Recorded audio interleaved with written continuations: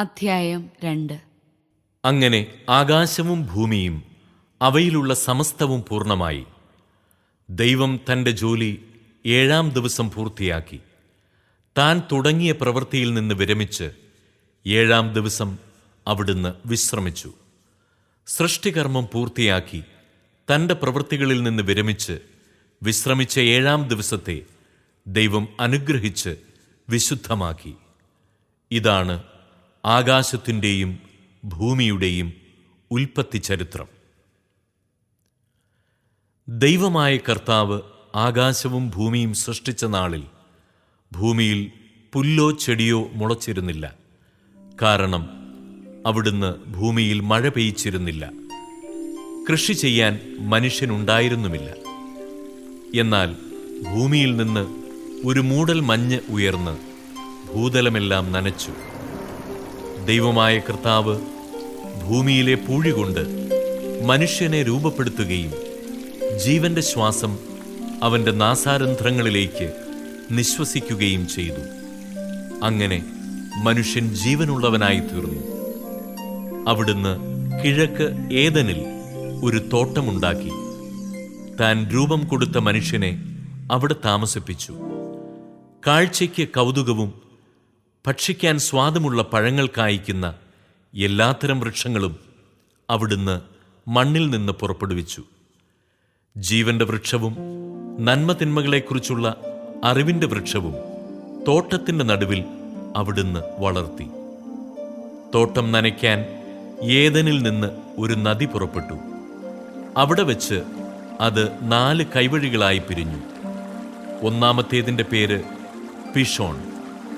അത് സ്വർണത്തിൻ്റെ നാടായ ഹവില മുഴുവൻ ചുറ്റിയൊഴുകുന്നു. ആ നാട്ടിലെ സ്വർണം മേൽത്തരമാണ്. അവിടെ സുഗന്ധദ്രവ്യങ്ങളും പവിഴക്കല്ലുകളുമുണ്ട്. രണ്ടാമത്തെ നദിയുടെ പേര് ഗിഹോൺ.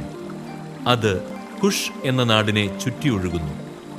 മൂന്നാമത്തെ നദിയുടെ പേര് ടൈഗ്രീസ്. അത് അസീറിയയുടെ കിഴക്കുഭാഗത്തു കൂടി ഒഴുകുന്നു. നാലാമത്തെ നദി യൂഫ്രട്ടീസ്. ഏദൻ തോട്ടം കൃഷി ചെയ്യാനും സംരക്ഷിക്കാനും ദൈവമായ കർത്താവ് മനുഷ്യനെ അവിടെയാക്കി. അവിടുന്ന് അവനോട് കൽപ്പിച്ചു, തോട്ടത്തിലെ എല്ലാ വൃക്ഷങ്ങളുടെയും ഫലം ഭക്ഷിച്ചുകൊള്ളുക. എന്നാൽ നന്മതിന്മകളെക്കുറിച്ചുള്ള അറിവിന്റെ വൃക്ഷത്തിലെ ഫലം നീ തിന്നരുത്. തിന്നുന്ന ദിവസം നീ മരിക്കും. ദൈവമായ കർത്താവ് അരുളി ചെയ്തു, മനുഷ്യൻ ഏകനായിരിക്കുന്നത് നന്നല്ല. അവന് ചേർന്ന ഇണയെ ഞാൻ നൽകും. ദൈവമായ കർത്താവ് ഭൂമിയിലെ സകല മൃഗങ്ങളെയും ആകാശത്തിലെ സകല പക്ഷികളെയും മണ്ണിൽ നിന്ന് രൂപപ്പെടുത്തി.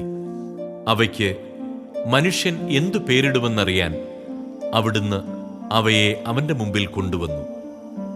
മനുഷ്യൻ വിളിച്ചത് അവയ്ക്ക് പേരായി തീർന്നു. എല്ലാ കന്നുകാലികൾക്കും ആകാശത്തിലെ പറവകൾക്കും വയലിലെ മൃഗങ്ങൾക്കും അവൻ പേരിട്ടു. എന്നാൽ തനിക്കിണങ്ങിയ തുണയെ കണ്ടില്ല.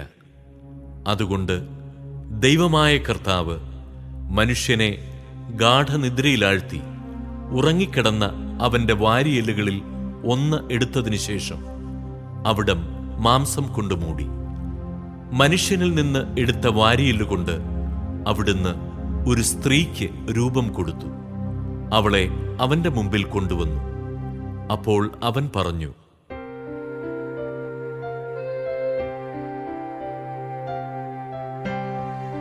നരനിൽ നിന്നെടുക്കപ്പെട്ടതുകൊണ്ട് നാരിയെന്ന് ഇവൾ വിളിക്കപ്പെടും. അതിനാൽ പുരുഷൻ മാതാപിതാക്കളെ വിട്ട് ഭാര്യയോട് ചേരും. അവർ ഒറ്റ ശരീരമായി തീരും. പുരുഷനും അവന്റെ ഭാര്യയും നഗ്നരായിരുന്നു. എങ്കിലും അവർക്ക് ലജ്ജ തോന്നിയിരുന്നില്ല.